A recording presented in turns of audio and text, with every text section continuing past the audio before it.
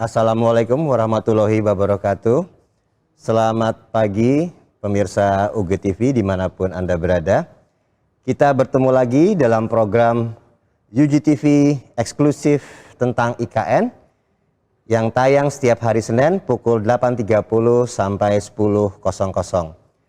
Acara ini dapat diakses di UGTV melalui channel 32 TV digital, streaming melalui www.tv Gunadarma SCID, atau download UGTV melalui mobile di App Store dan Play Store. Tema yang akan dibahas pada acara pagi ini adalah mempersiapkan kota pusaka masa depan. Seperti kita telah bersama ketahui bahwa Undang-Undang IKN telah disahkan dan ibu kota kita akan berpindah ke tempat yang baru, yaitu di Kabupaten Penajam Pasir Utara, Provinsi Kalimantan Timur. IKN kita tersebut memiliki 3 pilar yang tercemin atau diterapkan dalam Perencanaan Kawasan Inti Pusat Pemerintahan (KIPP), yaitu pertama, cermin identitas bangsa, keberlanjutan ekonomi, sosial, lingkungan, dan smart, modern, internasional. Sebagai identitas bangsa, Indonesia memiliki ribuan aset pusaka yang bernilai tinggi, yang merupakan rekam jejak sejarah bangsa Indonesia. Aset-aset tersebut memiliki nilai keunikan dan kearifan lokal yang otentik berupa pusaka alam atau natural heritage, pusaka budaya atau cultural heritage, dan pusaka saujana atau cultural landscape heritage. Salah satu bentuk upaya pelestarian aset pusaka saujana tersebut adalah melalui adanya kota pusaka.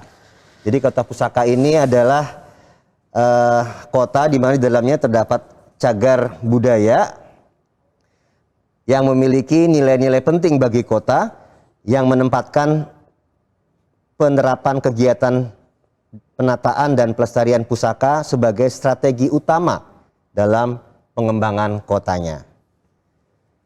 Untuk World Heritage City saat ini yang baru diakui, baru ada beberapa ya di Indonesia, itu ada Surakarta, Denpasar, terakhir ini Gianyar.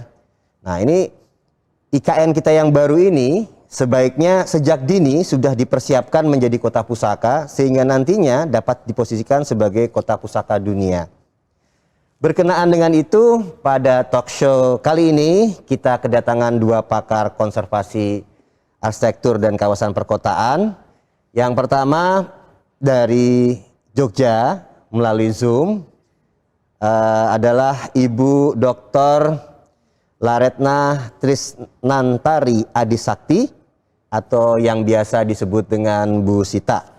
Kita sapa dulu. Selamat pagi, Bu Sita. Selamat pagi. Apa kabar Jogja? Jogja baik. Cerah ya Bu di sana ya? Cerah, tidak hujan. Baik, terima kasih Bu. Beliau ini adalah saat ini menjabat koordinator Center for Heritage Conservation di jurusan Arsitektur dan Perencanaan UGM, juga sebagai Wakil Ketua Bumi Pelestarian Pusaka Indonesia (BPPI). Kemudian narasumber yang kedua, mungkin ini bagi mahasiswa Gunadarma sudah tidak asing lagi. Narasumber kita yang kedua adalah Bapak Dr. Rasik Hasan. Selamat pagi Pak Rasik. Pagi Pak. Ya, Pak Rasik ini dosen Sejarah Arsitektur dan Dekan Fakultas Teknik Sipil dan Perencanaan di Universitas Gunadarma. Ya, untuk mempersingkat waktu, kita mulai saja ya.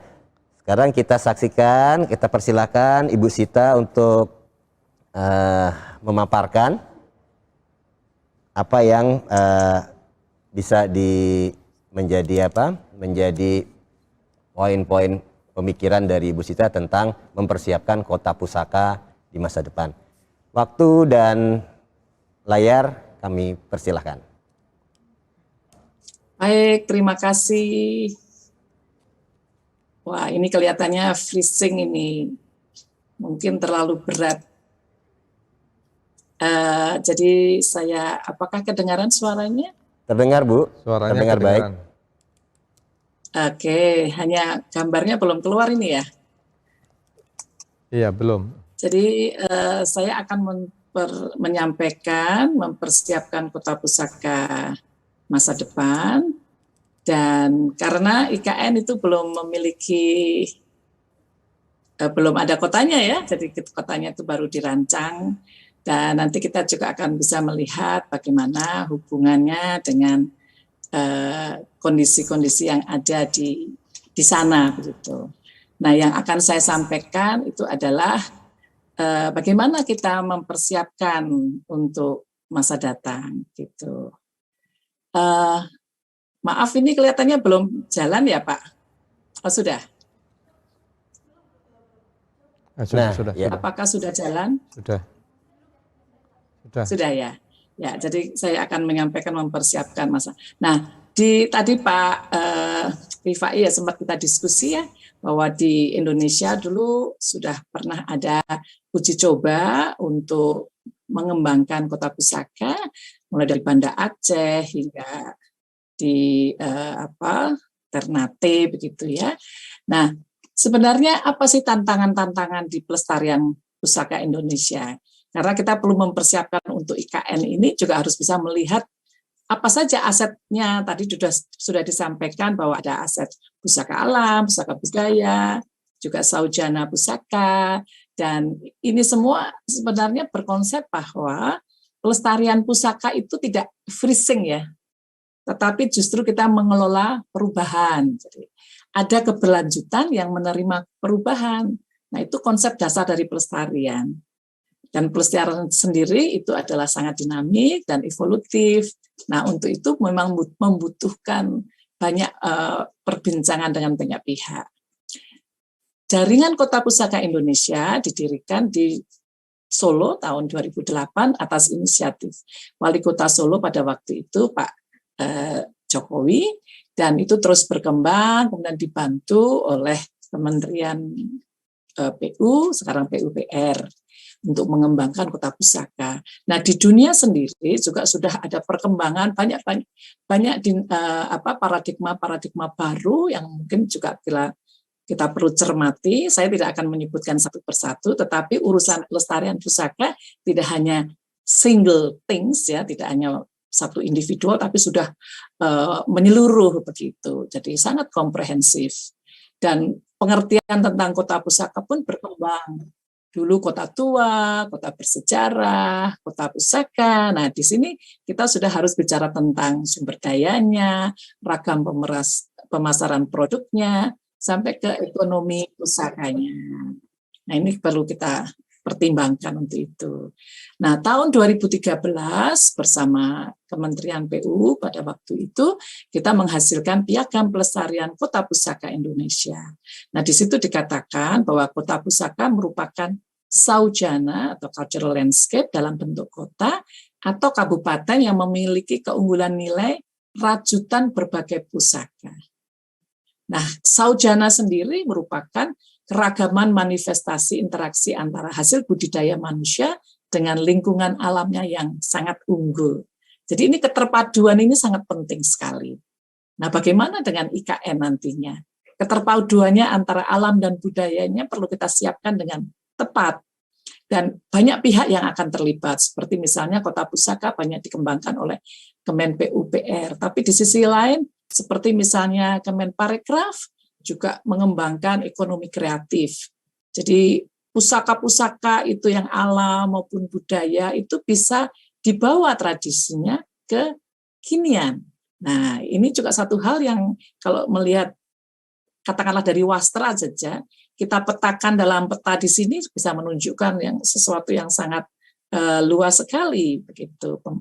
Keragamannya mulai dari songket, kemudian kain timur ya, kemudian di Papua sendiri ada noken. Nah, ini juga keragaman pun itu harus bisa ditunjukkan. Kekuatan kita adalah Bhinneka juga Tunggal Ika. Nah, di sisi yang lain, keragaman budaya itu sebenarnya didorong atau dibucu dengan keragaman alamnya begitu. Nah, ini saya selalu menyebutkan bahwa Indonesia itu mozaik dari Saujana Pusaka. Karena di situ kita punya keragaman yang tadi sangat luar biasa. Nah, justru keragaman itu bisa nggak nanti muncul dan kita bisa datang di kota yang dipersiapkan di ibu kota negara kita itu, keragaman itu muncul di sana. Bisa tidak itu? Nah, kemudian di dalam pelestarian kota pusaka itu sudah ada framework-nya ya. Jadi ada satu cara untuk membuat rencananya. Nah, rencananya itu sebenarnya ada 9 aspek yang harus dicermati. Pertama terkait dengan nanti keunggulannya apa yang akan diangkat. Alam, budaya, dan saujana. Kemudian mulai dari pengelolaannya, kelembagaannya seperti apa, kita perlu inventarisasi, kita perlu menyiapkan informasi, edukasi, promosi, kita memikirkan ekonomi pusakanya, kemudian pengolahan risiko bencananya, dan kita tahu kalau di Kalimantan Timur itu juga rentan terhadap beberapa bencana. Kemudian bagaimana pengembangan kehidupan masyarakatnya, bagaimana penataan ruang dan sarana prasaranya. Kemudian olah bentuknya seperti apa. Yang itu semua juga perlu melibatkan pentahelix dari pemerintah, swasta, partisipasi masyarakat, akademisi, dan media massa. Dan itu semua bukan untuk pariwisata, tetapi untuk kualitas hidup masyarakatnya, pendapatnya meningkat, keuntungannya aman, ramah lingkungan, dan ada instrumen lain yang bisa kita gunakan juga untuk mempersiapkan itu, adanya historic urban landscape yang itu dipersiapkan, sudah ada rekomendasi dari UNESCO, kemudian ada heritage impact assessment. Nah, itu pun harus disiapkan. Apa itu? Saya pikir tidak bisa disampaikan pada hari ini ya, tetapi itu penting sekali untuk kita pegang. Nah, kalau untuk IKN apa yang harus kita persiapkan jadinya? Seperti kalau kita mempersiapkan sebuah kita melihat Saujana Pusaka Borobudur itu sendiri. Nah, di sini penting sekali adalah keseimbangan. Keseimbangan kualitas sosial budaya dan sumber daya alamnya, serta keanekaragaman hayati. Nah, ini kita bisa lihat ini Borobudur di sini, di belakangnya kita lihat adalah Gunung Merapi dan Gunung Merbabu. Kemudian ada prinsip lain yang perlu ditingkatkan adalah keseimbangan untuk merevitalisasi kearifan lokalnya. Padahal di sisi yang lain perlu adanya kebutuhan untuk nasional dan global. Nah, kembali lagi prinsip IKN itu harus keseimbangan. Jadi sejak awal kita perlu mempersiapkan kota pusaka itu dengan penuh keseimbangan alam budaya dan lingkungannya. Nah, ini saya tuh membaca ada sebuah kajian pada waktu itu, ada seorang anak muda, seorang penari tari pasir balik ya. Dia Dahlia namanya, dia menuliskan, semoga ibu kota bisa memulihkan dan memelihara hutan-hutan kami. Tarian pasir balik banyak diilhami dari hutan dan alam. Saya berharap bisa menari di istana dan menjelaskan arti tarian kami ini kepada banyak orang. Ini sebuah cita-cita yang menurut saya luar biasa ya, dari seorang penari, anak muda lagi. Dan kita tahu juga ada rencana untuk pengembangan kota hutan gitu ya di IKN itu. Nah, orang Pasir membagi kawasan dalam tata guna lahan, ada pemukiman, ada bekas pemukiman, ada lahan perkebunan, ada kawasan perladangan, dan juga bekas ladang serta hutan itu sendiri. Ini dari data dari Bappenas. Nah, sekarang bagaimana kita mempersiapkannya itu? Pasti ada yang namanya historic urban landscape, itu kita mempersiapkan adalah lapisan-lapisan itu ya kita lihat, kita siapkan, dan untuk lapisan-lapisan sampai lapisan yang nanti. Jadi sampai dulunya saujananya seperti apa, kondisi existing sekarang seperti apa, kemudian ke depannya menjadi sebuah ibu kota negara yang harus smart, green, beautiful, and sustainable. Kemudian ada universal consideration, ada tuntutan nasionalnya, tapi tetap harus revitalisasi lokalnya. Nah, ini menjadi satu hal yang bagaimana misalnya pendatang dan suku-suku yang ada juga bisa berkolaborasi. Nah, ini sebenarnya persiapan ini yang lapisan-lapisan ini yang harus ditunjukkan ya, digali, kemudian nanti ke atasnya sampai yang ke depannya mau jadi seperti apa. Nah, di sisi yang lain kita pasti juga ingin menunjukkan kekuatan Indonesia. Nah, ini slide saya yang terakhir ini, tadi yang terkait dengan Indonesia Mosaik Sarjana Pusaka atau Bhinneka Tunggal Ika itu bisa juga kita tunjukkan di sana dengan banyaknya misalnya museum-museum atau pusat-pusat kebudayaan di kota pusaka IKN nantinya begitu.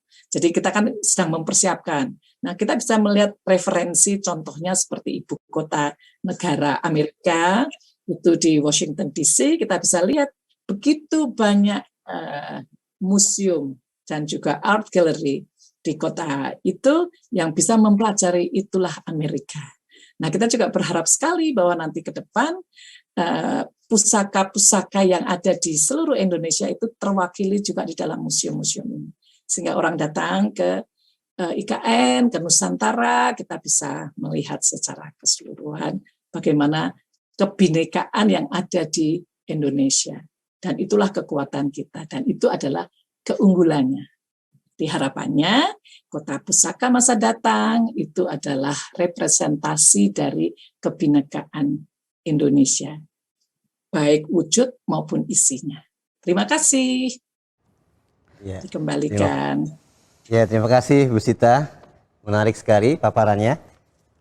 Jadi memang ini tantangan masa depan, tapi sebenarnya merupakan cita-cita awal bangsa sebenarnya. Jadi mempersatukan beberapa bagian dan elemen dari Indonesia menjadi satu kesatuan Bhinneka Tunggal Ika. Baik, untuk di sesi pertama ini mungkin saya ada sedikit pertanyaan untuk Bu Sita ya. Jadi begini Bu, jadi kota pusaka itu biasanya mengandung dua unsur, tangible dan intangible. Nah, dalam penyusunan rencana pengelolaan kota pusaka seringkali unsur-unsur yang bersifat tangible, yang intangible agak terabaikan. Jadi biasanya kan pembangunan itu identik dengan fisik. Bagaimana semuanya serba ya mungkin infrastrukturnya, fasilitasnya, tapi kurang memperhatikan aspek-aspek intangible.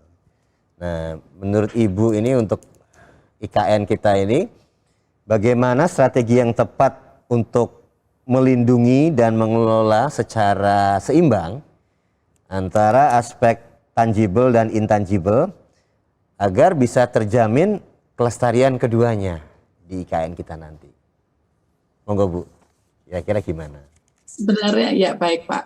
Jadi sebenarnya tidak hanya dua ya, tapi juga dengan alamnya. Ya. Jadi kota sendiri kan dengan alamnya, seperti kota Yogyakarta ketika disusun kotanya, itu penataan pepohonannya pun ada konsepnya. Nah ini jadi satu kesatuan. Nah ini di sini memang paradigma baru sekarang ini, kita tidak bisa lagi berdiri sendiri-sendiri, justru harus bersama-sama. Tadi seperti saya sampaikan, UNESCO merekomendasi dengan adanya pendekatan yang disebut historic urban landscape. Nah itu berbagai lapisan, baik dari geomorfologi, hidrologi, sampai ke fisiknya, dan sampai ke intangible heritage, sampai ke peran serta masyarakat harus menjadi satu kesatuan dan dilakukan perencanaan yang partisipatif. Nah ini, jadi kalau kita urai lagi tadi di dalam historic urban landscape itu sudah lengkap sekali ya. Jadi masyarakat, kemudian berbagai stakeholders itu perlu berperan bersama-sama.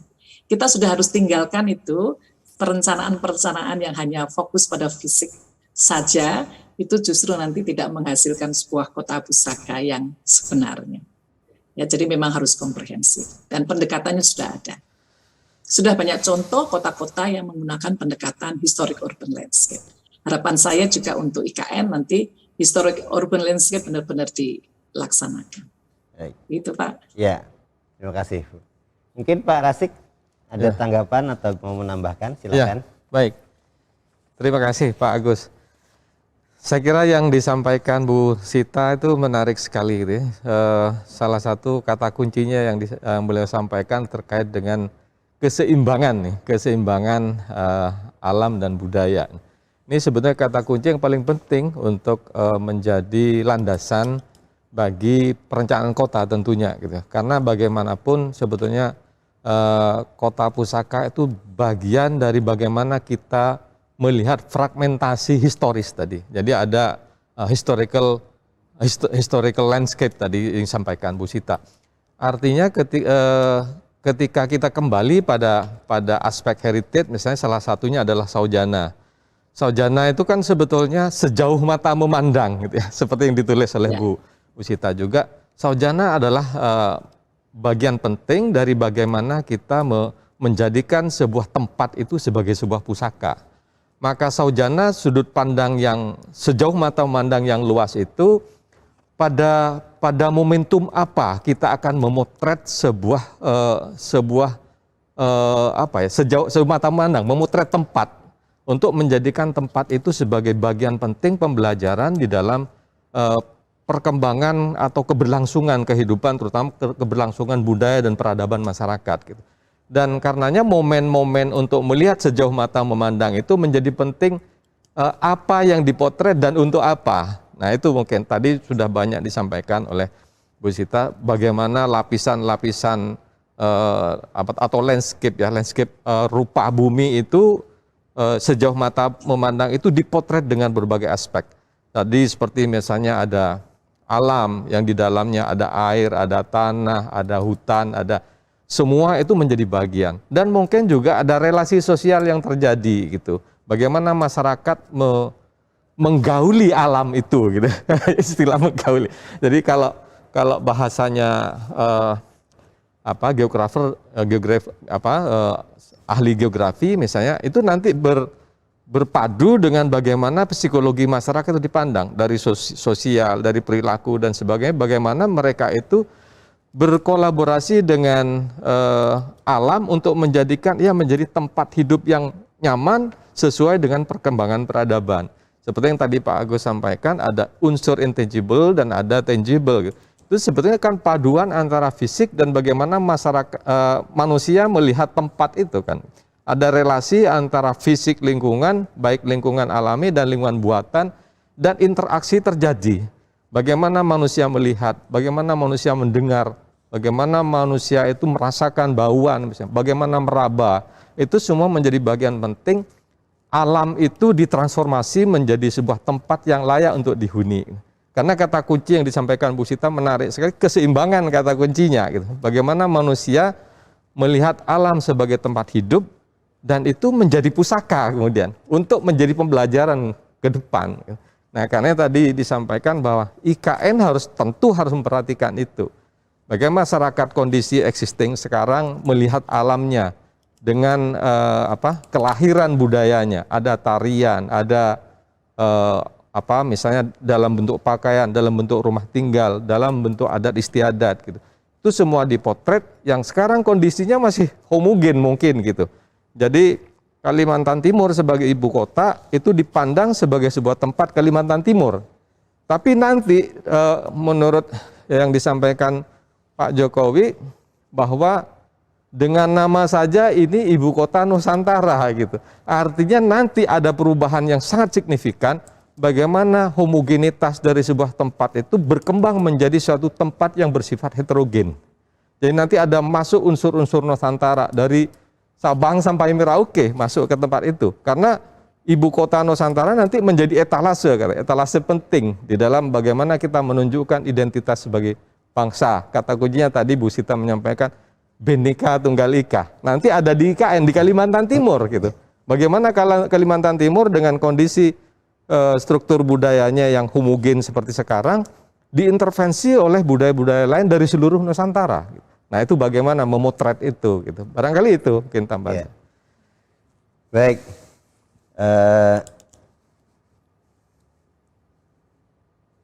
Jadi kita sudah dengarkan bersama tadi paparan Bu Sita dan mungkin tanggapan dari Pak Rasik tentang bagaimana sekilas kita bisa memahami kondisi awal dan kira-kira ke depan visinya akan seperti apa Kota Pusaka. Ya. Tapi sayang kita harus break dulu karena nanti kita masih bertemu lagi di sesi yang kedua. Nanti ada paparan dari Pak Rasik di sesi yang kedua. Jadi para pemirsa UGTV jangan kemana-mana, tetaplah bersama kami.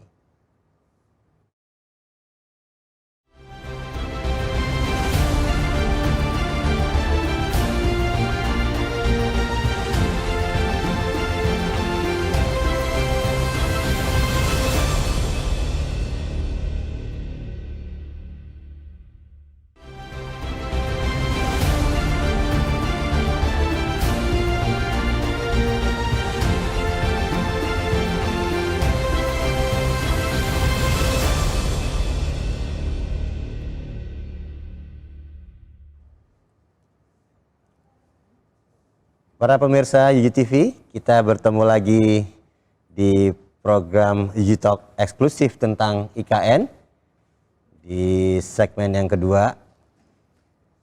Pada hari ini kita membahas tentang tema mempersiapkan Kota Pusaka masa depan bersama Bu Sita dari Jogja dan Pak Rasik yang hadir di studio ini. UGTV dapat diakses melalui channel 32 TV digital, streaming melalui www.tv-gunadarma SCID, www.ugtv.co.id atau download UGTV Mobile di App Store dan Play Store. Baiklah, di segmen yang kedua ini kita minta narasumber yang kedua, Pak Rasik, untuk memaparkan pandangan-pandangan beliau tentang visi persiapan Kota Pusaka di IKN masa depan. Waktu dan layar kami persilahkan Pak Rasik. Baik, terima kasih Pak Agus. Tadi sudah disampaikan beberapa hal terkait dengan bagaimana mempersiapkan IKN sebagai kawasan heritage gitu ya. Jadi mungkin yang ingin saya sampaikan di sini sebetulnya ini kembali. Jadi saya ingin membahas tentang bagaimana heritage ini dipandang dari sisi mungkin pemaknaan. Jadi sebetulnya ketika kita membaca heritage, artinya di sini adalah warisan gitu ya. Nah, heritage berarti di sini adalah sesuatu yang diturunkan kepada ahli warisnya. Nah, terkait dengan IKN ini sesuatu yang akan ingin diberikan kepada ahli warisnya, terutama generasi mendatang. Kemudian di sisi lain heritage dipandang, jadi yang pertama dipandang dari sisi pemberi warisan itu sendiri, yang kedua dari sisi penerimanya. Jadi bagaimana sebuah ruang, sebuah tempat itu ditelisik oleh penerimanya. Seperti yang tadi pada sesi pertama itu disampaikan bahwa heritage salah satunya adalah saujana. Saujana kan sebetulnya adalah sejauh mata kita memandang dunia kita atau tempat kita gitu. Nah, ketika kita memandang tempat kita, maka yang terjadi adalah bagaimana mata kita memotret tempat itu dalam segmentasi gitu. Jadi kita bisa memilih, karenanya ada yang mengatakan bahwa sejarah itu diciptakan gitu. Bahwa sejarah itu tidak given, dia di-create gitu ya. Termasuk heritage itu diciptakan oleh manusia sebagai penghuninya, terutama terkait dengan heritage tempat gitu. Nah, dari pengertian ini sebetulnya ada 3 hal yang bisa dibaca dari bagaimana heritage itu dipotret. Yang pertama adalah saujana. Saujana tadi adalah sejauh mata kita memandang. Artinya yang kita lihat adalah bagaimana relasi antara manusia dengan alamnya. Bagaimana manusia itu tadi istilah saya menggauli alamnya gitu ya. Kemudian yang kedua adalah yang dipotret adalah bagaimana cara manusia itu memandang alam untuk kehidupan, untuk tempat kehidupannya. Jadi di situ ada aktivitas budaya yang terjadi, ada relasi sosial, ada psikologi sosial gitu ya. Kemudian ada perilaku-perilaku yang terjadi atau interaksi yang terjadi baik antara manusia dengan manusia, manusia dengan alamnya, dan manusia dengan adat istiadatnya atau dengan aturan-aturan tak tertulis atau hukum-hukum termasuk agama di dalamnya. Kemudian dari situ bagaimana saujana itu kemudian dipotret dari sisi artefak yang ditinggalkan, dari arsitekturnya, dari benda-benda buatan manusia yang menjadi elemen penting di dalam bagaimana kita memandang pusaka itu sendiri. Gitu. Jadi di sini yang saujana itu dipandang dari sejarah lanskap budayanya, kemudian aktivitas budaya itu dilihat dari bagaimana pola respon manusia terhadap kontur alam, bagaimana manusia ketika melihat sungai, manusia ketika melihat rawa-rawa, ketika melihat hutan, termasuk di Kalimantan. Tadi bagaimana melihat tarian juga sebagai bagian atau unsur yang akan menjadi menjadi bagian penting untuk manusia nanti memproduksi ruang, gitu, memproduksi ruang sehingga muncul artefak-artefak. Nah, karenanya di sini sebetulnya kalau kita pandang saujana sejauh mata pemandang itu kita bisa potret dari segala sisi, maka itu sebetulnya momentum untuk melihat bagaimana sejauh mata kita memandang itu kita potret menjadi sebuah titik pandang, gitu. Nah, itu memang harus dilahirkan melalui politik kekuasaan. Jadi dia harus ada diskursus, harus ada wacana yang kemudian terus diperdebatkan dan didukung oleh argumen-argumen. Seperti misalnya bagaimana IKN ini muncul, gitu. Mulai dari Bung Karno, kemudian Pak Harto, SBY, itu seperti momentum-momentum yang ingin diambil. Bung Karno menempatkan Palangkaraya, seperti kita dengan Pak Agus pernah ke sana dulu. Kemudian Pak SBY bagaimana ingin membangun Jakarta itu dengan pendekatan bahwa udah di situ saja, tapi diperbaiki dengan cara baru. Kemudian Pak Harto ingin memindahkan ke Jonggol, dan Pak Jokowi memandang momentum ini untuk memindahkan Jakarta ke Kalimantan Timur. Bahkan kemarin dari perwakilan dari Kalimantan Timur dari Panajam mengatakan bahwa ini sebetulnya bukan pemindahan, kata gitu. Kan itu potret juga bagaimana memandang saujana itu. Gitu. Jadi beliau mengatakan bahwa ini sekarang judulnya IKN bukan dipindahkan dari Jakarta ke Kalimantan, katanya, tapi kembalinya ibu kota ke Kalimantan, katanya, karena Kutai itu adalah kerajaan pertama di Indonesia, gitu. Nah, itu artinya bahwa bagaimana momentum-momentum kesejarahan dari sebuah tempat itu dipandang dengan potret tertentu untuk menjadi kekuatan bagaimana kita akan membangun ke depan. Karenanya di sini sejarah bagaimana tempat itu direncanakan, didesain, dibangun, kemudian dihuni, disesuaikan, kemudian dirayakan sebagai sebuah kemenangan untuk memandang tempat sebagai sebuah momentum keberhasilan diskursus yang diperdebatkan tadi, dan kemudian juga bisa saja dia dirusak dan dibuang, gitu. Nah, ini yang sebetulnya menjadi perdebatan terus-menerus berkait dengan bagaimana tempat itu akan dihuni, gitu. Nah, sebetulnya heritage di sini artinya bahwa kita menyusun atau memotret momentum-momentum itu menjadi landasan ke depan, gitu. Jadi kalau saya coba bandingkan misalnya, kalau kelompoknya Hegelian kan memandang bahwa masa lalu itu adalah kesalahan, hari ini adalah sebagai kebenaran untuk mempersiapkan masa depan. Tapi menurut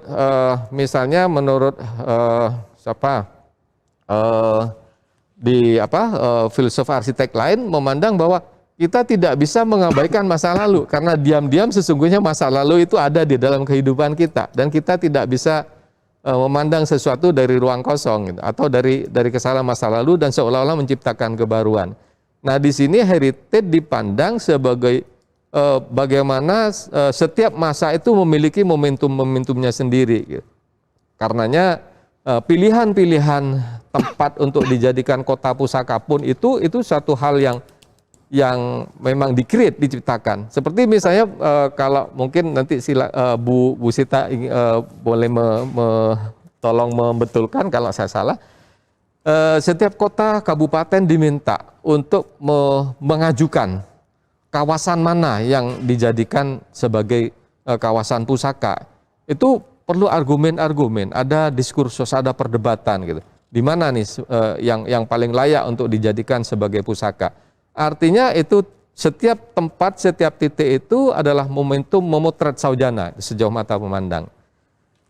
Kemudian dari sini sebetulnya mengapa heritage ini penting? Jadi di sini sebetulnya ada keinginan untuk menentukan masa depan, bahwa kita ingin memastikan lingkungan hidup kita itu dengan perasaan tempat yang kita miliki gitu sebagai sebuah bangsa.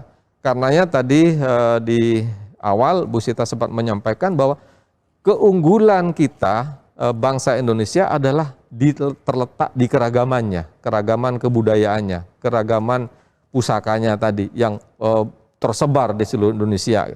Dan tentunya ini juga keragaman ini tidak diartikan sebagai benda budaya saja, tapi di situ juga ada potensi-potensi alami. Karenanya penempatan ibu kota di tengah-tengah di Kalimantan Timur itu merupakan pemikiran yang panjang sebetulnya, yang didahului oleh bagaimana memotret Indonesia dalam konstelasi makro. Nah, seperti ini misalnya. Jadi ini pertama saya membacanya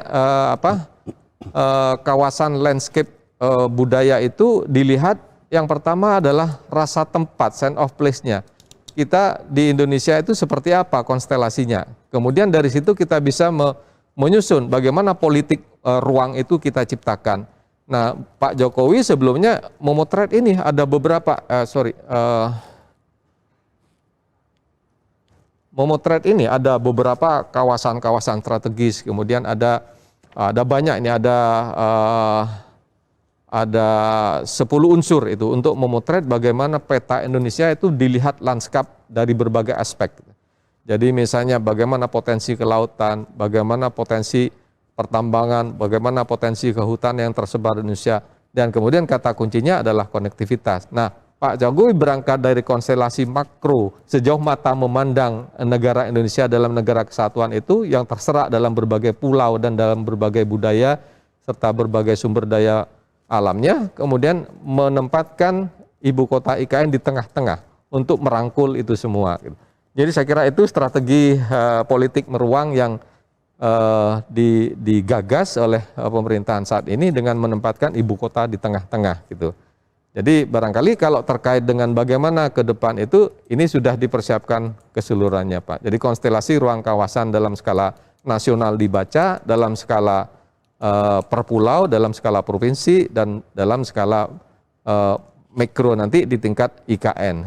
Seperti tadi Pak Agus menyampaikan di awal, ada inti ibu kota, ada kawasan nanti sebagai pendukungnya di sekitarnya, dan ada kawasan-kawasan yang sudah ada Balikpapan, ada Banjarmasin, ada Samarinda, dan ada Kutai Kartanegara. Itu kan konstelasi ruang di tingkat lebih mikro kawasan di ibu kota. Saya kira itu Pak dari saya. Baik, terima kasih Pak Rasik. Jadi mungkin memang sebuah keputusan yang diambil pemerintah itu multi aspek pertimbangannya, betul. Tapi yang jelas akan berusaha untuk memajukan Indonesia secara keseluruhan. Karena seperti kita ketahui juga bahwa mesti ada ketimpangan dalam pembangunan Indonesia Barat dengan Indonesia Timur. Itu juga akan menjadi pertimbangan dalam pemilihan lokasi ibu kota kemarin gitu ya. Terkait dengan itu, saya ada sedikit pertanyaan nih Pak Rasik.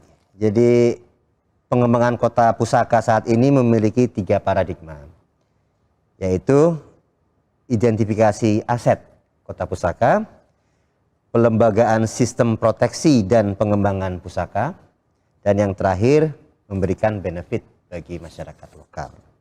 Nah, menurut Bapak bagaimana konsep pengelolaan kota pusaka di IKN nanti agar masyarakat lokal mendapatkan manfaatnya secara optimal? Gitu Pak. Iya, makasih Pak Agus. Sebetulnya pertanyaan Pak Agus tadi sudah terjawab di awal oleh Bu Sita itu dengan kerangka yang sudah jelas ya. Jadi bagaimana konsep kota pusaka itu digagas, yang salah satunya adalah untuk membangun jaringan kota-kota pusaka baik dalam skala nasional dan dalam skala dunia. Sebetulnya ujung dari semua itu adalah bagaimana peradaban itu dibangun untuk menciptakan tempat yang tentunya dengan kualitas yang lebih baik. Tadi juga disampaikan oleh Bu Sita bahwa tujuan akhirnya adalah bagaimana peradaban manusia, bagaimana cara peradaban manusia membangun tempat untuk tujuan lingkungan yang lebih baik.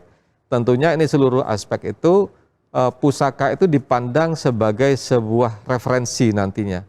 Titik tolak untuk bagaimana kualitas lingkungan hidup itu diciptakan ke depan atau menjadi bagian penting bagaimana manusia itu menciptakan tempatnya yang lebih baik ke depan. Dan salah satu unsur penting sebetulnya adalah tadi juga ada kedamaian yang ingin diciptakan, ada kenyamanan tadi yang seperti disampaikan Bu Sita. Salah satu juga adalah poin pentingnya bagaimana nanti akan menggerakkan faktor-faktor ekonomi ini, unsur-unsur ekonomi kawasan. Salah satu contoh misalnya ini Pak. Kan sebetulnya selain kota pusaka sebagai sebuah ruang, sebagai sebuah tempat, sebetulnya tempat atau place gitu ini kata yang tricky sebetulnya. Bagaimana tempat ini hanya dibaca sebagai sebuah ruang fisik tadi seperti yang disampaikan Pak Agus, ya seringkali seperti itu. Tapi sesungguhnya di balik itu ada unsur-unsur yang bisa dibaca dari berbagai aspek. Bagaimana manusia itu melihat ruang itu sebagai tempat hidup berkaitan dengan lingkungan alamnya, bagaimana hubungan sosialnya, dan juga bagaimana kemudian elemen-elemen produksi ruang itu diciptakan dengan artefak. Ujungnya adalah sesungguhnya adalah kualitas hidup dan salah satu yang penting adalah ekonomi. Karenanya kemudian kota pusaka dibarengi dengan aktivitas-aktivitas bersifat event-event. Kayak misalnya salah satu contoh Pak, saya lahir di Sumeneb gitu ya. Sumeneb dulu itu nggak ada ceritanya kirab budaya. Nah, sejak bupati yang keberapa ya, yang kedua yang sebelumnya ini, dia menciptakan kirab budaya. Dia mengundang seluruh raja-raja di Nusantara, ada festival di Sumeneb, dan salah satunya itu memperingati hari kelahiran Sumeneb. Jadi ada kirab dari masjid, itu membentuk poros ke keraton gitu. Dan kemudian ada kirab budaya, pakai kereta kuda, kemudian pakai seragam, ada tarian, ada tabuhan-tabuhan. Dan itu mengundang turis-turis gitu, turis baik domestik dan mancanegara. Itu kan event penting yang sebetulnya ujungnya adalah bagaimana ini dipotret sebagai penggerak ekonomi gitu. Jadi saya kira itu mengenai kelembagaan dan sebagainya, mungkin nanti Bu Sita yang bisa menambahkan yang Bu Sita termasuk sebagai penggagas mungkin ya Bu ya. Ya, makasih Pak Rasik. Mungkin Bu Sita bisa menambahkan atau memberi tanggapan. Silakan Bu Sita. Terima kasih Pak Agus. Ya tadi Pak Rafiq juga menyampaikan terkait dengan place ya. Itu memang sangat-sangat penting karena setiap tempat itu kan seharusnya punya satu ekspresi yang setiap tempat juga berbeda dengan tempat-tempat yang lain. Termasuk juga nanti ibu kota kita ini. Jadi kota ya yang akan kita siapkan ini menjadi satu tempat yang sangat khusus begitu. Nah di dalam ada satu instrumen lagi yang biasanya juga sering digunakan yang terkait dengan place making. Jadi bagaimana membuat tempat. Nah itu kira-kira bagaimana ya Pak ya dalam menyusun tempat itu di kita ini. Nah ini terkait juga dengan kelembagaan sebenarnya masih sektoral itu berdiri sendiri-sendiri. Yeah. Nah, untuk bisa bersama-sama, karena ini kan sangat komprehensif ya, kira-kira mekanisme apa ya bisa supaya placemaking-nya itu juga bisa smooth, dialog pasti ada, berdebat pasti perlu begitu ya, tapi kita bisa mendapatkan satu hasil yang memang nanti komprehensif, mengajak banyak stakeholders yang terlibat di dalamnya. Tapi ini untuk Indonesia ini saya kok masih merasa itu satu tantangan yang sebenarnya sulit juga begitu. Kira-kira bagaimana Pak? Iya. Monggo. Iya, terima kasih Bu. Jadi memang kalau seperti yang saya sampaikan, sebetulnya sejarah tempat, ya, artinya landscaping, historical landscaping tadi, itu sebetulnya kan memang wajar diperebutkan gitu. ketika kita menyatakan sebuah tempat itu sebagai pusaka pun itu adalah pilihan yang sulit gitu. Bagaimana kita, seperti yang pengalaman saya di 2015 ya kan ada 15 kota di Indonesia untuk diusulkan ke Kementerian PU menjadi kota pusaka sebagai bagian penting dari sejarah kota pusaka nasional dan masuk dalam sejarah dalam jaringan kota-kota pusaka dunia. Menentukan kawasan mana yang menjadi kawasan pusaka itu sulitnya minta ampun ya. Di situ ada perdebatan di tingkat lokal gitu. Di mana ini sebetulnya dari masing-masing kota kabupaten itu. Nah, tentunya ini sangat penting. Pertama adalah kepemimpinan. Salah satu contoh yang saya alami di Sumeneb. Bagaimana bupati itu kemudian meng-create sebuah festival budaya, menjadikan kelahiran kota Sumeneb itu sebagai sebuah event yang terorganisir dan melibatkan semua pihak gitu, secara bersama-sama unsur masyarakat. Tadi Bu Sita sempat menyatakan tentang pentaholik, bagaimana seluruh unsur itu bisa berkontribusi dengan catatan bahwa kontribusi yang diberikan itu akan berdampak balik menjadi nilai baik bagi seluruh stakeholdernya. Gitu. Nah, akhirnya dengan adanya itu diciptakan dengan satu event kegiatan kirab budaya di Sumeneb yang sebelumnya belum pernah ada, antusiasme masyarakat, ada kebanggaan sebagai warga daerahnya muncul. Kemudian beliau mengundang seluruh raja-raja di Nusantara untuk ada satu kegiatan festival budaya gitu yang menampilkan masing-masing keragaman budaya dari masing-masing kerajaan yang tersebar di seluruh Nusantara gitu. Jadi itu momentum yang diraih yang mungkin memang diawali dengan perdebatan karena tentu di situ ada unsur-unsur ekonomi yang harus menjadi bagian penting untuk membangun kegiatan itu. Seperti kita sekarang misalnya IKN itu kan banyak diperdebatkan nilainya ratusan triliun gitu. Itu kan perdebatan yang pasti itu ada seperti itu gitu. Pasti ada gitu. Jadi karenanya tadi saya sampaikan bahwa momentum itu harus diraih dengan politik kekuasaan. Itu barangkali mungkin yang bisa saya sampaikan. Ya, terima kasih Pak. Tapi saya sepakat Pak, leadership itu penting banget itu. Betul Bu. Betul. Pak. Ya, leadership. Ya, baik. Jadi mungkin tadi Bu Sita mengangkat tentang placemaking.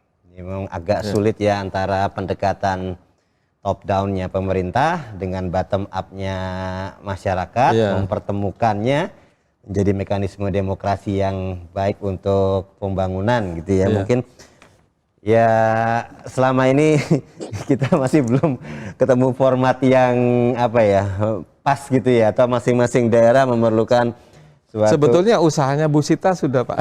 Ke arah sana sebetulnya ya. Artinya kan sudah bagaimana elemen-elemen untuk menjadikan kota pusaka itu sebagai bagian penting di dalam sejarah tempat ya di Nusantara ini sudah disusun dengan berbagai cara, dengan berbagai pendekatan dan masuk menjadi programnya kementerian khususnya di PUPR, di Cipta Karya dan di Bina Lingkungan gitu.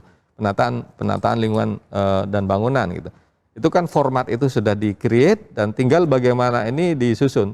Jadi memang tadi salah satu kuncinya bagaimana nanti leadership dari masing-masing itu bisa membangun kepercayaan, merangkul seluruh pihak.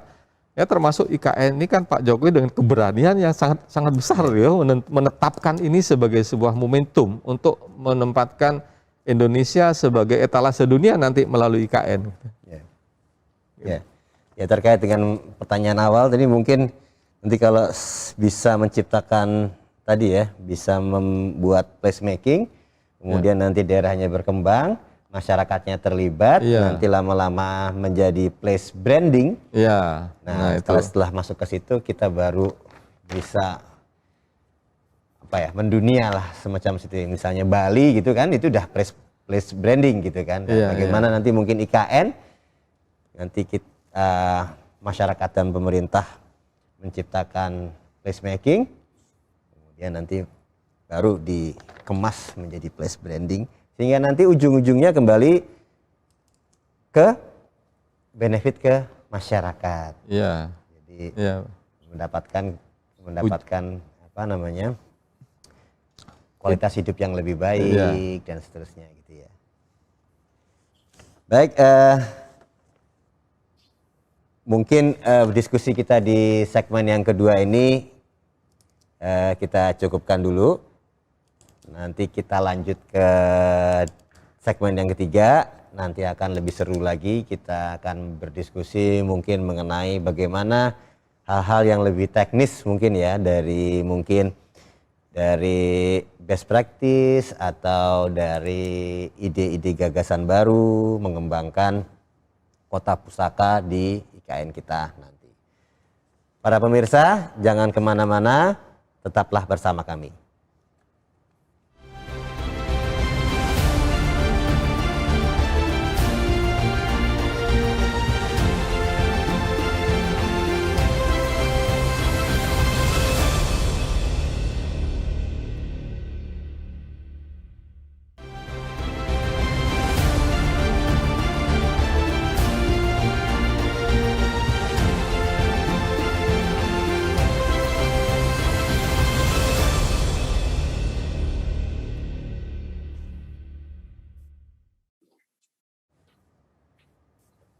Para pemirsa UG TV, kita bertemu kembali di program UG Talk tentang IKN di segmen yang ketiga atau segmen yang terakhir ini, masih dengan tema mempersiapkan kota pusaka masa depan.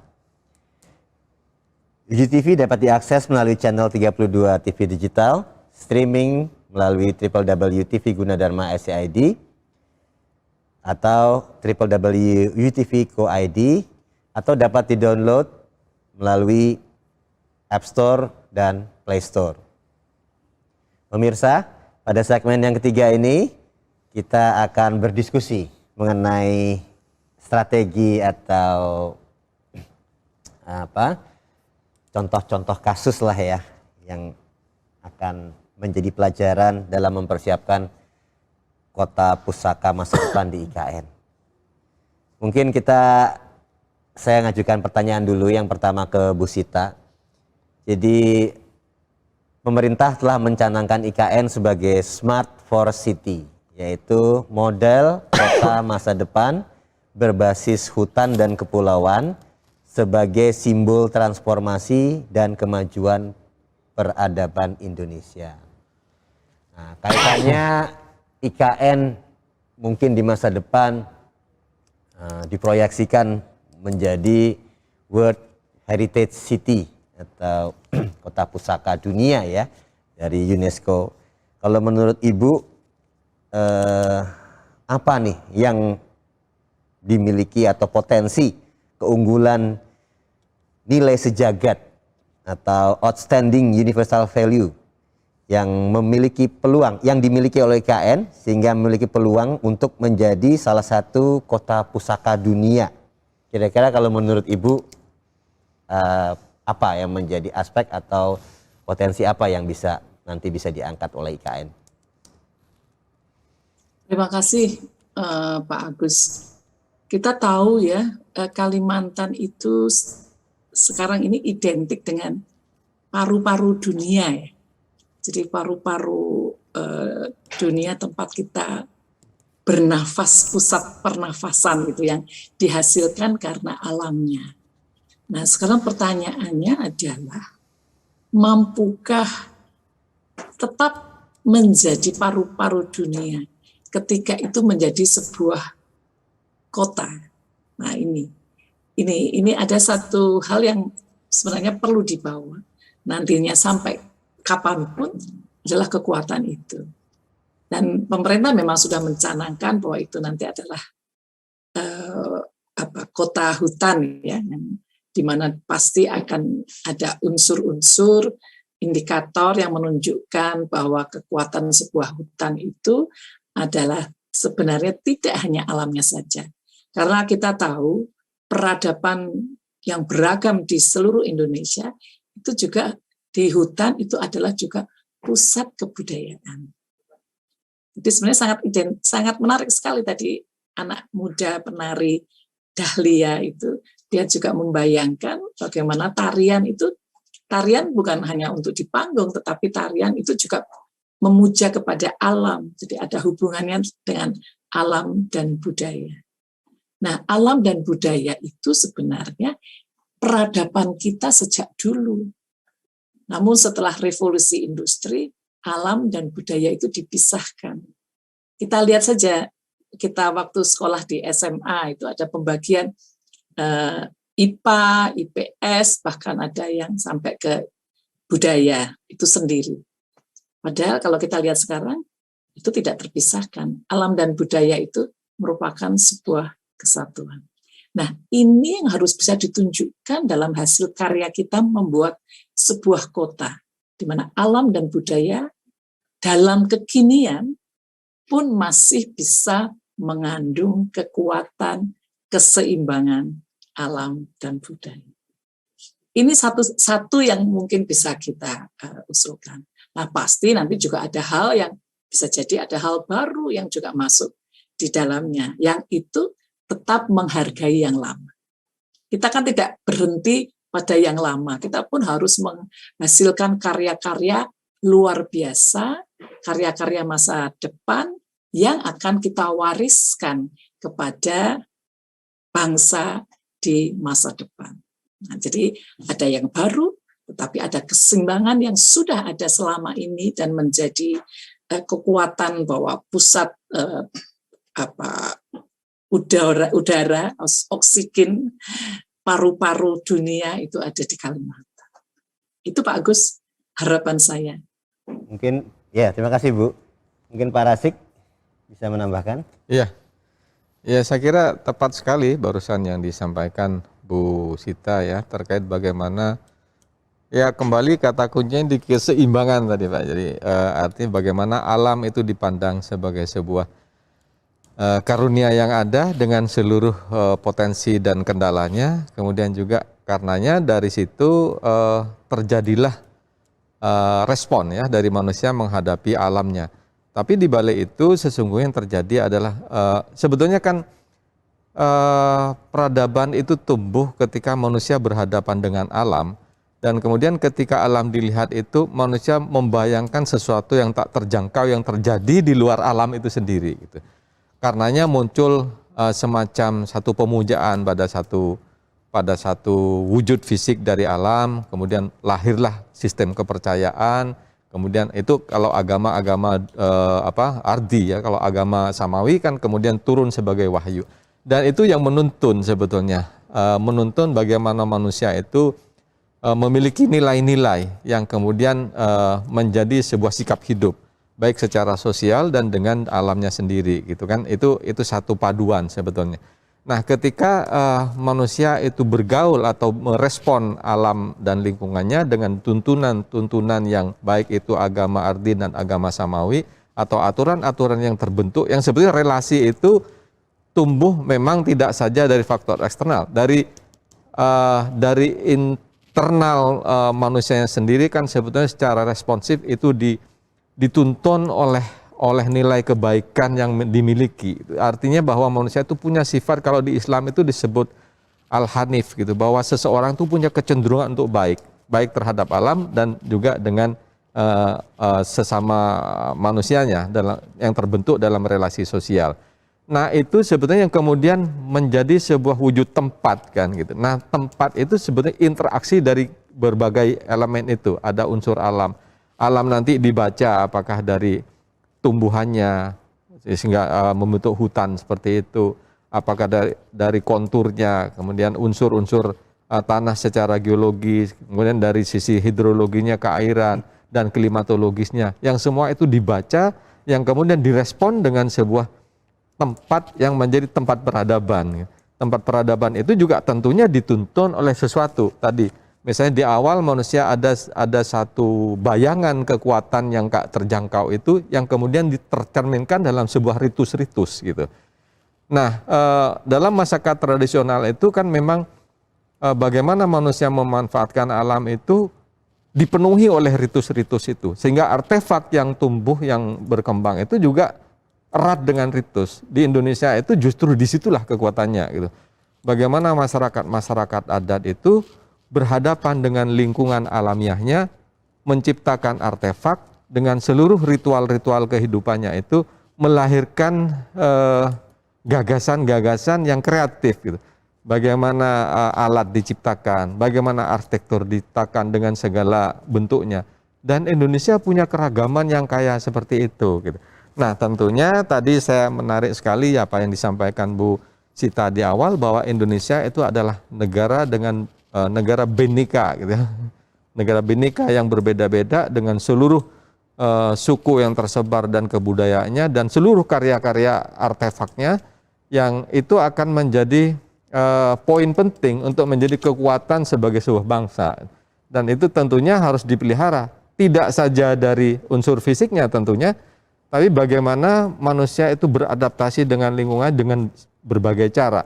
Bagaimana bersosial, misalnya katakanlah gotong royong, karena itu kan muncul di dalam bagaimana pola gugusan bangunan di Indonesia itu kan kebanyakan adalah bersifat komunal, bersifat sosial, yang di dalamnya ada hubungan sosial yang terjadi dan gotong royong sebagai kata kuncinya. Nah, mungkin ini dibawa nanti di dalam sebuah bagaimana IKN nanti dibentuk. Artinya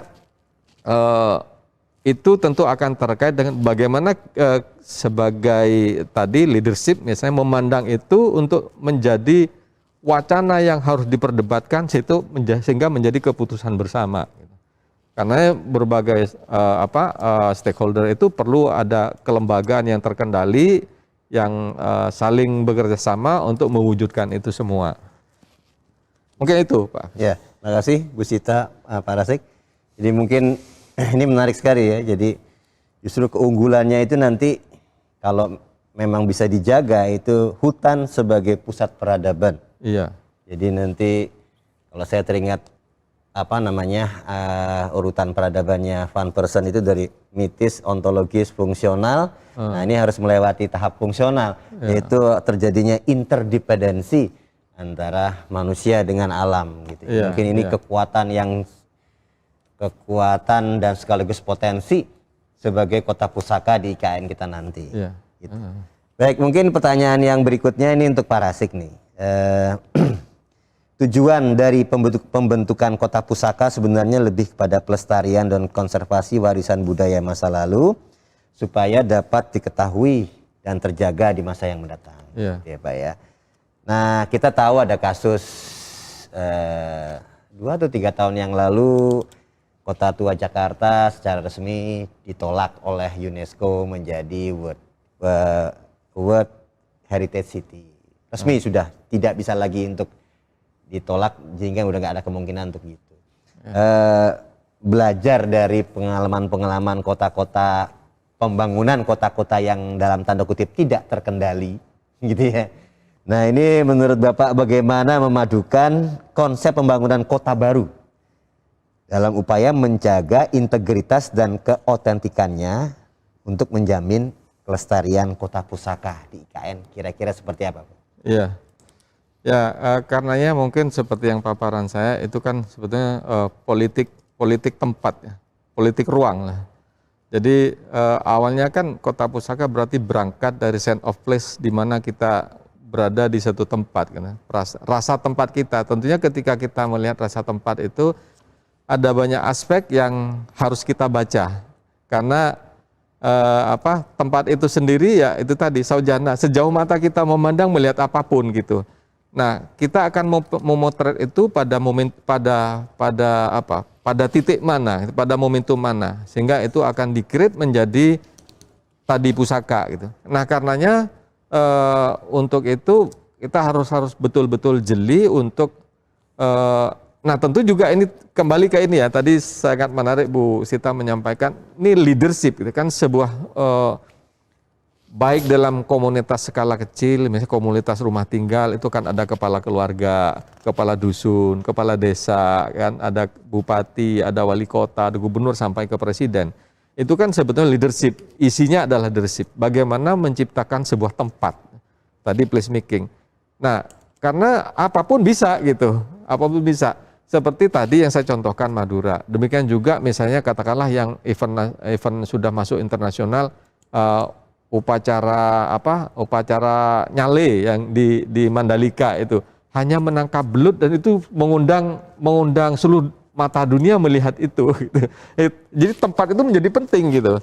Seperti misalnya juga di Situ Lengkong ya, Situ Lengkong di Ciamis itu berangkat dari legenda kan, legenda Raja Boros Ngora itu anaknya mengaji ke Tanah Suci, kemudian ketemu dengan Sayyidina Ali, dikasih semangkok air Zam-Zam dan pedang, dibawa ke Ciamis kembali menjadi kerajaan di Ciamis itu. Semangkok air itu ditumpahkan sebuah lembah menjadi danau. Sekarang Danau Situ Lengkong. Dan itu tujuan wisata yang sangat sudah menjadi menjadi event nasional gitu. Dan saya ke sana itu kunjungan semalam bisa sampai 100 bis gitu. Orang datang hanya untuk mengambil air yang dipercaya sebagai air Zam-Zam gitu. Jadi artinya memang sebuah tempat itu memang harus diklaim untuk menjadi momentum bahwa inilah pusaka kita gitu. Dan ini harus diselingi dengan event-event dan sebagainya. Nah, terkait dengan tadi bahwa apakah nanti ini menjadi bagian jaringan kota nasional, kota pusaka nasional atau jaringan kota pusaka dunia, itu kan perdebatan, bagian dari perdebatan tadi gitu. Ya biarkan itu terjadi gitu. Toh ini di-create untuk diciptakan sebagai sebuah momentum mengambil sepenggal tempat itu menjadi kota pusaka. Itu kan begitu sulitnya, yang harus dilalui dengan perdebatan gitu. Kan seperti itu. Seperti IKN sekarang kan perdebatan nggak pernah selesai gitu. Gitu. Ya, makasih Pak Rasik. Mungkin Bu Sita ada tambahan atau tanggapan? Ya, sedikit saja tambahannya. Jadi menurut saya sebenarnya kita menyiapkan kota pusaka IKN untuk masa datang ini bukan untuk World Heritage ya. Jadi bukan kemudian kita harus sesuai dengan UNESCO atau kriterianya itu. Saya pikir kok bukan itu ya. Tetapi kita memang harus bisa membuat sebuah kota yang nanti akan ditinggalkan atau diberikan kepada generasi-generasi mendatang dengan sangat sophisticated, artinya itu tepat, benar, menghasilkan aman, lingkungan hidupnya baik, keseimbangannya tadi kuat segala aspek begitu. Dan saya pikir Indonesia harus punya kriteria sendiri untuk itu. Nah, apa yang disebut sebagai sebuah kota pusaka yang berkualitas itu. Sebuah kota yang nanti menjadi diberikan kepada anak cucu kita dan mereka bangga terhadap kita itu. Seperti kita bangga terhadap nenek moyang kita yang meninggalkan kepada kita berbagai tinggalan luar biasa seperti Borobudur, Prambanan, dan sebagainya.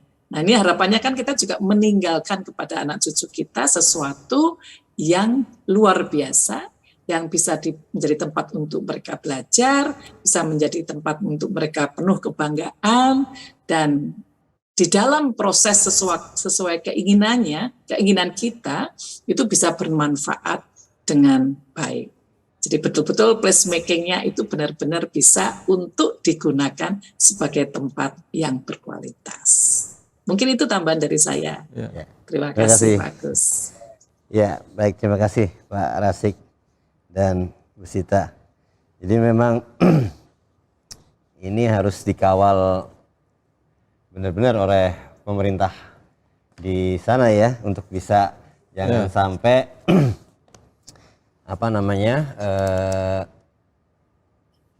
arah dari tujuan utamanya itu, karena kan biasanya antara tujuan dengan realita itu kadang-kadang ada penyimpangan ya Pak ya. Jadi itu peran apa Pak ya kira-kira perlu ditingkatkan untuk seperti itu? Mungkin saya ingin kembali ke ini Pak, bahwa peradaban itu kan selalu tumbuh dan berkembang gitu. Dan manusia mengambil peran itu. Sebetulnya yang lebih penting untuk dilihat adalah bagaimana kita sebagai manusia tentunya adalah mengambil peran itu sebagai sebuah amal, sebagai sebuah ladang amal kita dengan seluruh pikiran, dengan seluruh cara pandang gitu, untuk mewariskan tadi. Saya menarik sekali dengan tadi disampaikan Bu, untuk mewariskan sesuatu di masa datang. Dan IKN ditetapkan itu sebagai sebuah peran, tentunya peran pemerintah saat ini untuk membuat sebuah momentum, ya, melahirkan sebuah momentum yang diawali dengan pemerintahan saat ini itu memotret seluruh potensi dan kendala yang ada di seluruh Nusantara itu. Negara yang berpulau-pulau, negara yang bersuku-suku, negara dengan berbagai potensi yang ada gitu.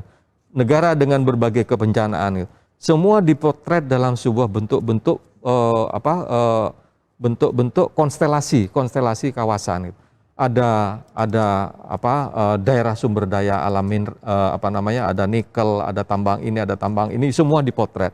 Ada perikanan dipotret. Karenanya kemudian dibentuklah pusat-pusat perikanan terpadu di seluruh Nusantara. Pusat-pusat pertambangan, pusat-pusat pemukiman budaya gitu. Dan sumber-sumber daya yang lain dan atau potensi-potensi, dan terkait juga dengan titik-titik kebencanaan. Semua dipotret itu sebagai sebuah tadi saujana gitu. Seluruh sejauh mata kita memandang tentang Nusantara ini ada potensi dan kendala yang seperti ini, apa yang harus kita lakukan gitu. Nah, kemudian menempatkanlah IKN di Kalimantan. Kemudian dipotret lagi dalam skala kecilnya. Ada Kutai Kartanegara, ada Balikpapan, ada Banjarmasin, ada Samarinda gitu. Nah, ini semua bagaimana nanti akan berkontribusi terhadap tempat yang telah ditetapkan itu untuk menjadikan tadi kembali kualitas hidup yang lebih baik yang nanti akan diturunkan kepada untuk diwariskan sebagai sebuah legacy gitu, sebagai sebuah heritage gitu. Barangkali ini tentu usaha bersama, dan memang itu proses itu selalu ada perdebatan. Kalau Pak Agus tadi jalannya nggak lurus, tujuannya baik, tapi ada berbagai hal yang. Nah, karenanya kekuatan perdebatan, karena saya sampaikan tadi ini sebetulnya adalah peran politik kekuasaan, gitu. Politik kekuasaan dengan berbagai instrumen dan argumentasinya untuk menjadikan ini kenyataan, gitu. Yang dengan keyakinan yang sungguh-sungguh bahwa ini adalah pilihan yang tepat. Gitu. Mungkin itu, gitu. Ya, terima kasih Pak Rasik. Baik, berikutnya nih pertanyaan mungkin untuk Bu Sita lagi ya. Jadi kalau kita berbicara tentang kota pusaka masa depan gitu ya, dan kita mempunyai perangkat sendiri untuk bisa diterapkan dan sebagainya itu tadi, kita teringat kepada sebuah undang-undang yang milik kita sendiri, yaitu Undang-Undang Nomor 11 tentang cagar budaya gitu ya, dimana secara untuk heritage itu biasanya dijadikan acuan untuk menjaga kawasan-kawasan heritage.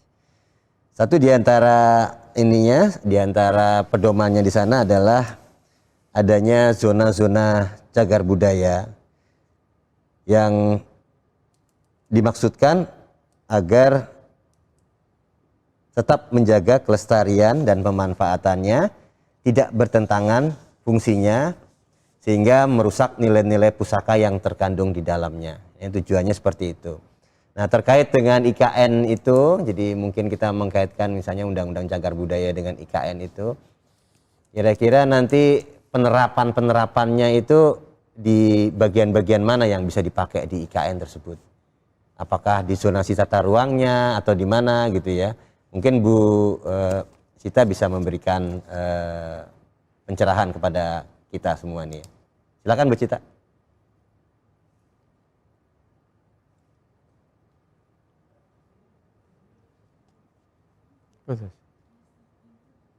Oh, masih di mute Bu?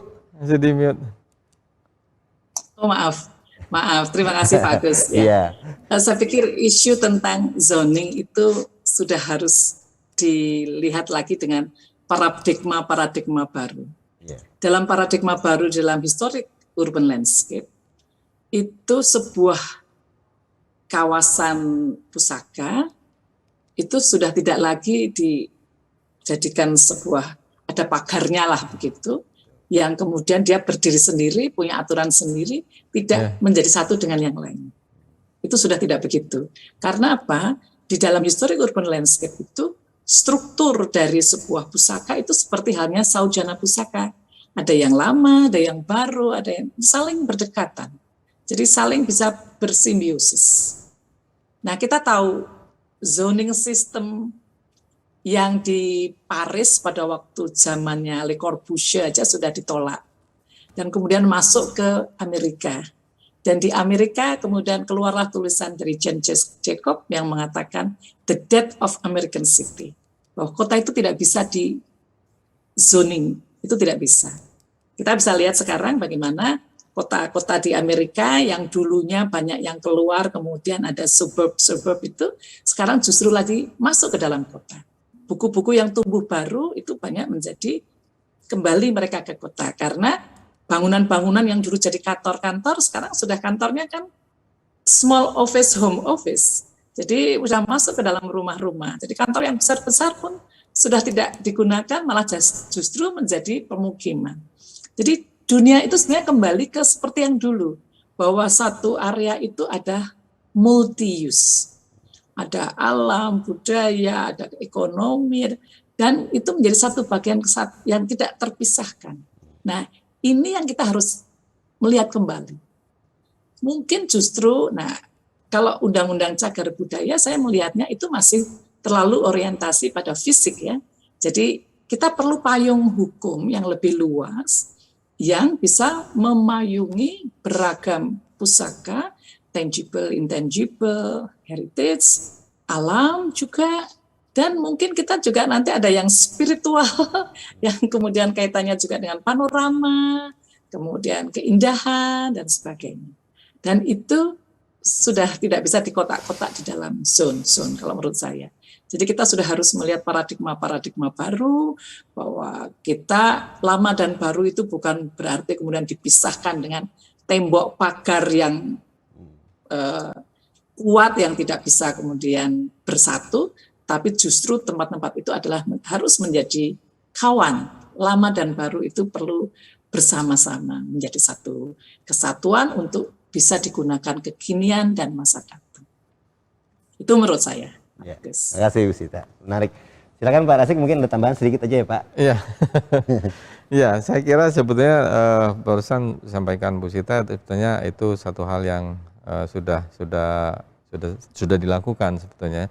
Jadi misalnya bagaimana penataan kawasan pusaka itu terintegrasi dengan bagaimana tata ruang itu Pak.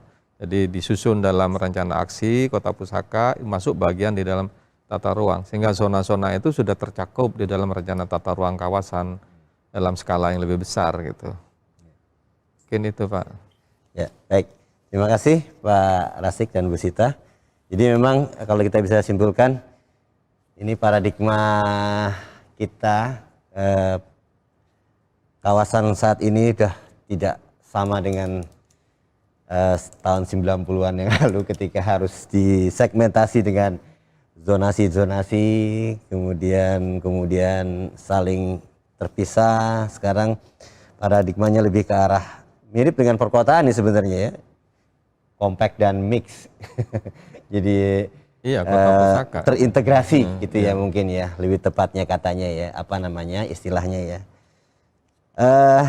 Baiklah, sebenarnya ini masih ada beberapa pertanyaan, cuman waktu tidak memungkinkan. Mungkin nanti di lain kesempatan kita undang lagi Bu Sita, Pak Rasik untuk membicarakan aspek yang lebih detail lagi mungkin ya tentang bagaimana pengembangan kota pusaka dan konservasi kawasan. Para pemirsa UTV dimanapun berada, dengan demikian acara Gigi Talk yang ke-11 dengan tema mempersiapkan kota pusaka masa depan telah berakhir. Saya selaku host mewakili UTV mengucapkan terima kasih kepada dua narasumber yang luar biasa. Pada Bu Sita di Jogja, terima kasih. Pada Pak Rasik, terima kasih Pak. Iya, ya Pak. Acara Gigi Talk eksklusif IKN dengan tema yang lain dapat Anda saksikan di setiap hari Senin jam 8 sampai jam 10 melalui JUTV, channel 32 TV digital, streaming melalui www.tv Gunadarma SCID, www.ujtv.co.id atau download UJTV Mobile di App Store dan Play Store. Terima kasih atas perhatian. Salam sehat. Sampai bertemu pada UJ Talk berikutnya. Selamat siang. Wassalamualaikum warahmatullahi wabarakatuh. Waalaikumsalam warahmatullahi wabarakatuh.